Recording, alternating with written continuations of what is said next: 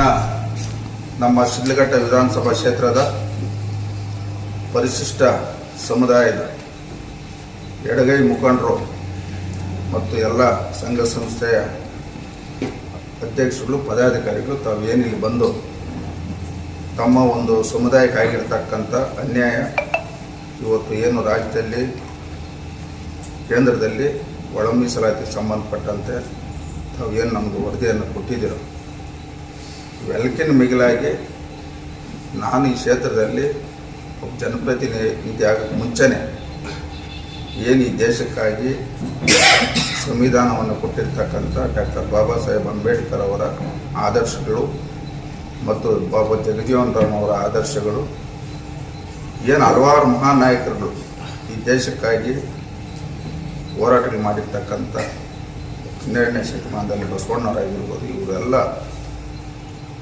ಇತಿಹಾಸವನ್ನು ನಾನು ಅಧ್ಯಯನ ಮಾಡಿದ್ದೀನಿ. ಇವತ್ತು 16ನೇ ವಿಧಾನಸಭಾ ಚುನಾವಣೆಯಲ್ಲಿ 6ನೇ ಅಧಿವೇಶನದಲ್ಲಿ ಪರಿಶಿಷ್ಟ ಜಾತಿ ಸಮುದಾಯದ ಪರವಾಗಿ ನಾನು ಸದನದಲ್ಲಿ ಮಾತಾಡ್ತೀನಿ. ನಾನೇನು ಮಾತಾಡಿದ್ದೀನಿ ಅವತ್ತಂದರೆ, ಇವತ್ತು ಎಲ್ಲ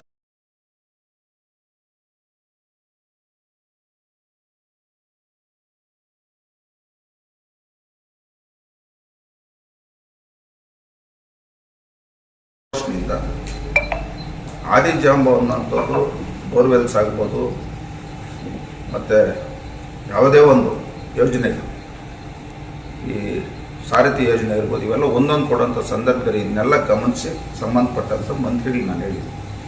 ನಮ್ಮ ಕೋಲಾರ ಚಿಕ್ಕಬಳ್ಳಾಪುರ ಜಿಲ್ಲೆಯಲ್ಲಿ ಅತಿ ಹೆಚ್ಚಿನ ಪರಿಶಿಷ್ಟ ಜಾತಿ ಎಡಗೈ ಸಮುದಾಯದವರು ಹೆಚ್ಚಿನಾಗಿರೋದ್ರಿಂದ, ಉದಾಹರಣೆಗೆ ನಮ್ಮ ಶಿಡ್ಲಘಟ್ಟ ವಿಧಾನಸಭಾ ಕ್ಷೇತ್ರದಲ್ಲಿ ಸುಮಾರು 25,000 ಮತದಾರರಿರ್ತಕ್ಕಂಥ ಕ್ಷೇತ್ರ, ಸುಮಾರು 10,000 ಕುಟುಂಬಗಳು ಇವತ್ತು ನಮ್ಮ ಕ್ಷೇತ್ರದಲ್ಲಿದ್ದಾವೆ.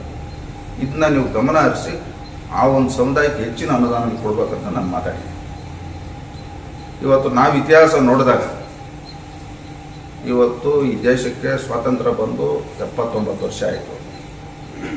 1952ರಲ್ಲಿ ಈ ದೇಶದ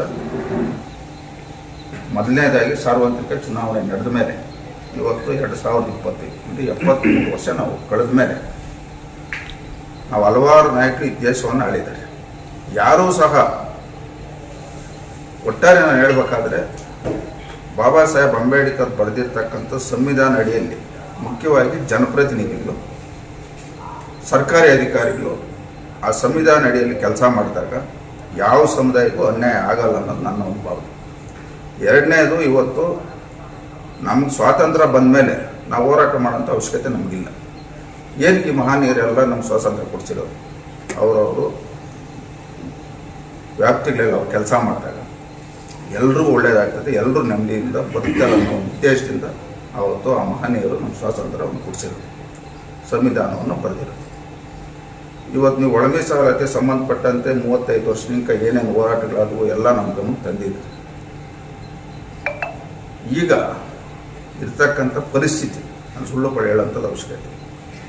ಸರ್ಕಾರ ಈ ರಾಜ್ಯದಲ್ಲಿ ಕಾಂಗ್ರೆಸ್ ಪಕ್ಷ ಸರ್ಕಾರ, ನಾನು ವಿರೋಧ ಪಕ್ಷದ ಶಾಸಕರು. ಸದನದಲ್ಲಿ ಒಬ್ಬ ಶಾಸಕನು ನಿಮ್ಮ ಸಮುದಾಯ ಪರವಾಗಿ ಮಾತಾಡೋಂಥದ್ದು 100% ಸತ್ಯ, ಮಾತಾಡ್ತೀನಿ. ಆದರೆ ಇದು ಕಾರ್ಯಗತಿ ಬರಬೇಕಾದ್ರೆ ಸರ್ಕಾರದಲ್ಲಿರ್ತಕ್ಕಂಥ ಮಂತ್ರಿಗಳು, ಮುಖ್ಯಮಂತ್ರಿಗಳು ಮನಸ್ಸು ಮಾಡಿದಾಗ ಇವತ್ತು ಒಳ ಮೀಸಲಾತಿ ಅನ್ನೋಂಥದ್ದು ಇವತ್ತು ಒಂದು ಪರಿಶಿಷ್ಟ ಜಾತಿ ಎಡಗೈ ಬಲಗೈ, ಅದಾದಮೇಲೆ ಬೋವಿ, ಅದಾದಮೇಲೆ ಲಂಬಾಣಿ, ಕೊರಸರು ಬರ್ಬೋದು, ಕೊರಚ, ಆಮೇಲೆ ಒಟ್ಟು ಬರ್ಬೋದಲ್ಲ, ಹಲವಾರು ಸಮುದಾಯ ಬರ್ತಾರೆ. ಈ ಜನಸಂಖ್ಯೆ ಆಧಾರದ ಮೇಲೆ ಏನು ಇವತ್ತು ನಿಮಗೆ ರಾಜ್ಯದಲ್ಲಿ ಇರ್ತಕ್ಕಂಥ 15% ಮೀಸಲಾತಿ ಹೆಚ್ಚಿನ ಜನಸಂಖ್ಯೆ ಯಾರಿದ್ರೆ ಅವ್ರು ಕೊಡೋಂಥದ್ದು ಅಂತ ಯಾವ್ಯಾವ 1, 2 ಅಂತೇಳಿ ಕೊಡೋಂಥದ್ದು ಅವಕಾಶ ಐತೆ. ಇದ್ರ ಬಗ್ಗೆ ನಾನು ಸದನದಲ್ಲಿ ಮಾತಾಡ್ತೀನಿ. ಇವತ್ತು ಸರ್ಕಾರ ನಮ್ಗೆ ಇದ್ದಿದ್ರೆ ನಾನು ನಮ್ಮ ಕುಮಾರಣ್ಣ ಮನವೊಲಿಸಿ ಏನು ಇವತ್ತು ಈ ರಾಜ್ಯದಲ್ಲಿ ಇರ್ತಕ್ಕಂಥ ವಸ್ತುಸ್ಥಿತಿನ ನಿಮ್ಮ ಬೇಡಿಕೆಗಳನ್ನ 100% ನಾನು ಈಡೇರಿಸಿ. ಈಗ ಸರ್ಕಾರ ಇರೋಂಥ ಪರಿಸ್ಥಿತಿ ನಿಮ್ಗೆ ಗೊತ್ತೈತೆ. ಇವತ್ತು ನಮ್ಮ ಕ್ಷೇತ್ರದ ಹಿರಿಯರು KH ಮುನಿಯಪ್ಪನವ್ರು ಅವರೇ 7 ಬಾರಿ ಸಂಸದರು, ಈ ಬಾರಿ ಮಂತ್ರಿಗಳಾಗ್ಯವ್ರೆ. ಅವ್ರ ಗಮನಕ್ಕೂ ತರ್ತೀನಿ, ನಿಮ್ಮ ಸಮುದಾಯಕ್ಕೆ ನೀವು ಅನ್ಯಾಯ ಮಾಡಿಕೊಡ್ರಿ ಅಂತೇಳಿ ಮಾತಾಡ್ತೀನಿ. ನಾವು ಮಾತಾಡಿ ಆದಷ್ಟು ಬೇಗ ನಿಮ್ಮ ಸಮಸ್ಯೆಯನ್ನು ಬಗೆಹರಿಸ್ತಕ್ಕಂಥ ಕೆಲಸ ಮಾಡಿ. ಈಗ ನಮ್ಮ ಅಶೋಕನ ಹೇಳಿದ್ದು ನಮ್ಮ ಸಮುದಾಯಕ್ಕೆ ಮಳ್ಳೂರು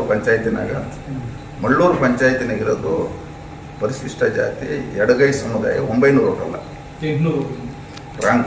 ಮಳ್ಳೂರು ಪಂಚಾಯತಿ ಗ್ರಾಮದಲ್ಲಿ 900 ಇದೆ, ಪುತ್ತೂರು 400 ಇದೆ, ಕಾಚಳ್ಳಿ 180 ಇದೆ.